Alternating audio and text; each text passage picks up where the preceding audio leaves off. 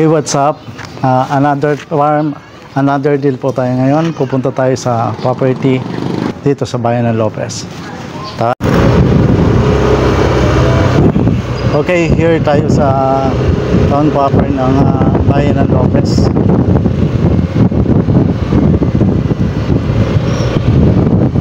Ang dala natin ngayon ay motorcycle para mas madali. So ito na po yung mismong bayan, town proper ng bayan Lopez. Ang bayan Lopez ay isa sa pinakamalaking bayan halos sa buong Pilipinas. Nasa panlima, I think ito sa lahat ng bayan dito sa bansang Pilipinas, ang pinakamalaki. Kasi ito ay 92 barangays and also a first class municipality dito sa Quezon Province.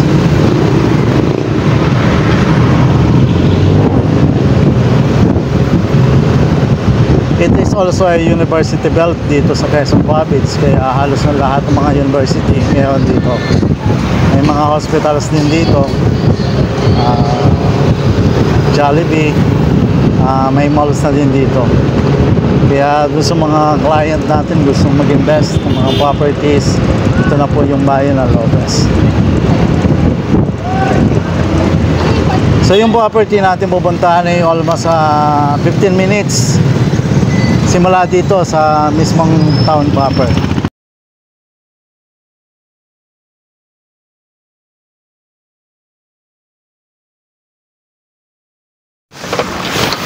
Okay, nandito na tayo sa property na titingnan natin sa bayan ng Lopez. Tayo po ay tumakbo ng almost 15 minutes ang inabot natin papunta dito sa property. So pwede pang mas malesen yun, mga 10 minutes nandito na tayo. Depende yun sa takbo ng ating sasakyan. So right now, so ito na po yung property na tinitingnan po natin. So ang boundary po niyan ay nandito.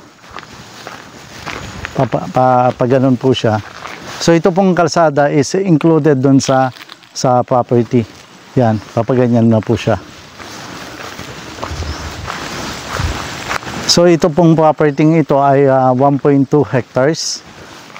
So kasama po itong kalsada. So kaya wala po tayong problema dun sa kalsada. At ang kagandahan po nito ay overlooking sa dagat.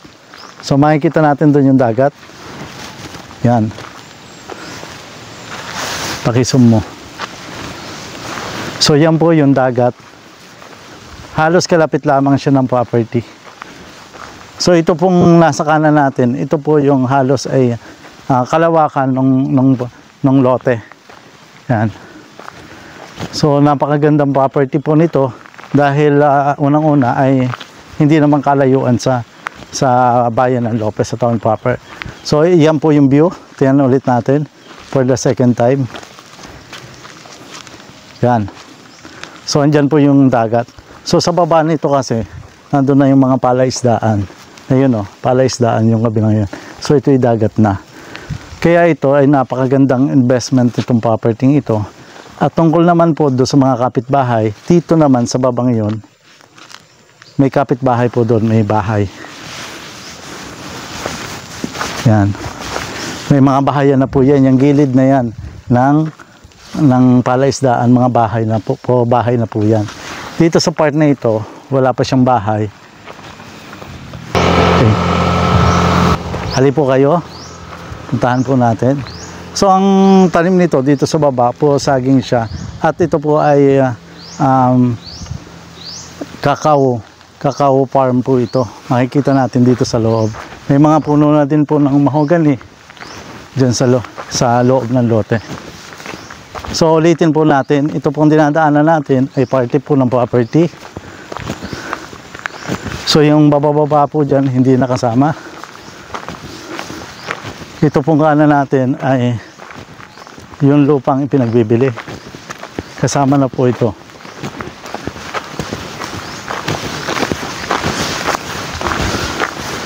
Kung naman tayo magbabahay mga ka-farm, pwede tayo magbahay dito. Kasi pakitang-kita niya yung dagat. Subukan po natin.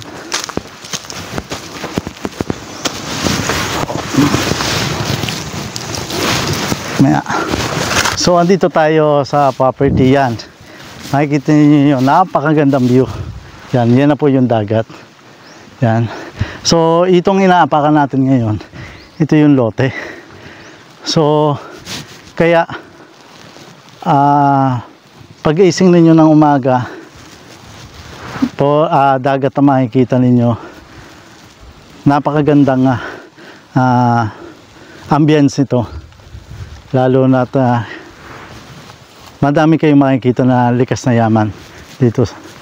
Okay, balik naman po tayo. Ito yung property natin na pinapakita. So yun, may saging pa. Yan. May saging pa, oh.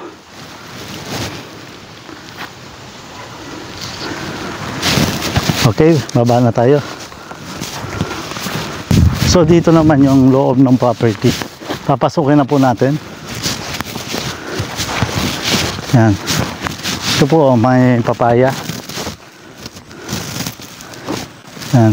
So ito na po loob ng lote. Kuha natin kanina. Pwede dito maglagay tayo ng bahay.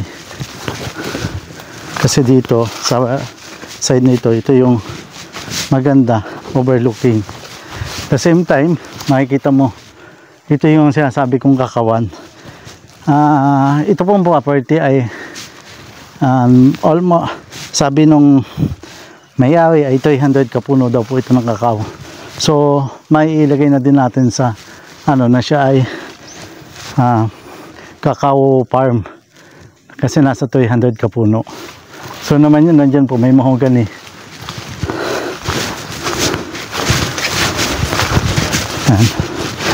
Napakaganda nitong farm na ito kasi makikita natin ang dami talagang mahogany. Tapos yung kanyang mga puno, yan, yung mga nyog, ang bababa pa. Ibig sabihin bago pa lang siya namumunga. Dito naman, yan, puno pa din siya ng kakao, then puno pa din siya ng niyog. So parang nasa pagitan ng mga niyog yung mga puno ng kakao. Yan. Yung lahat ng nakikita natin dito is part ng property. Simula doon sa slightly slopey siya pababa dito sa dulo ng property. Kasi ang dulo po ng property nito ay palayan. Yan. Makikita natin mamaya ang dulo po nitong property ito ay palayan, kaya napakaganda. Kaya siya ay pinagsanib na nyog, coconut farm, kakao at palayan. Yan. So itong area ito, maganda ito kasi dito pwede kayo dito magbahay kasi ito ay part na patag siya. Slowly siyang pababa. Pero makikita naman ninyo, napakaganda. Naka-kitted yung kanyang property. Kaya doon sa baba, doon, hindi na po yung kasama. Yung babang property doon. Dito lang po tayo. Then the same time, yung kabila naman, na baba doon, hindi na din kasama. So dito lamang tayo. Okay. Kung ano yung dito sa nilalakada natin, pahaba kasi siya yung parte ng lupa. So hindi kasi siya tatawag nating square, kundi pahaba po siya. Patuloy-tuloy dun sa may dulo. Yan. Kung mapapansin natin yung may mga palayan doon, hindi na yan kasama sa lote. Nandito lang tayo dyan sa may nyug na yan. Yan, papaganyan. Ito, napakaganda dito. Kita naman natin na napakadaming anahaw. Ito yung anahaw. Ito yung pambansang dahon dito sa Pilipinas. So, nandito lamang yan sa Lopez, Quezon. Ito yung mga binibili dun sa flower shop. Nilalagay po sa pan decoration. So mayroon yan dito, napakadami.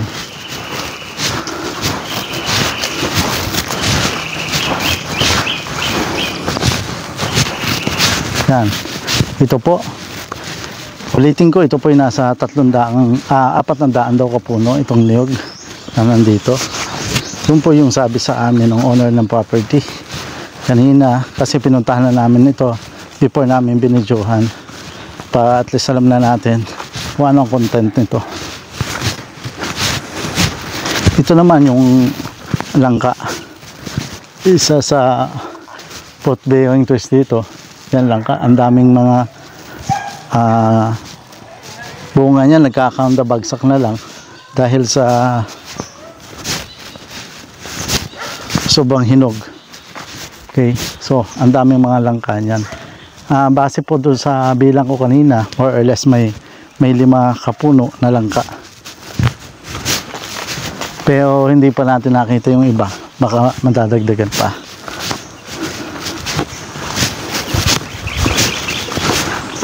Tapos dito, ito kung mapapansin natin, ito ay yung ano ng patubig. Ang sabi sa akin ng may-ari, ito daw po ay patubig sa barangay. May tubig po ito, kaso nga lang right now po ay hindi gumagana kasi sira yung makina. Yan. Ito naman yung puno ng bayabas. Yan. Ito sa mga hindi pa po nakakakita ng bayabas na native. Ito po yun. Yan. Yan po yung ano, bayabas. Native. Kinakain po yan. So pwede din yung pang-asim. So ito naman po, langka din, langka.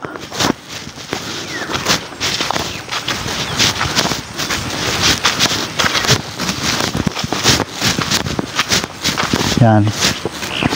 Dito po sa portion na ito ay ito pong tubigan na ito,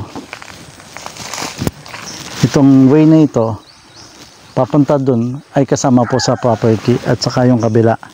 So ibig sabihin ito po bali sa 2, 3, 4, 5, 6 na mata hanggang dun po yun.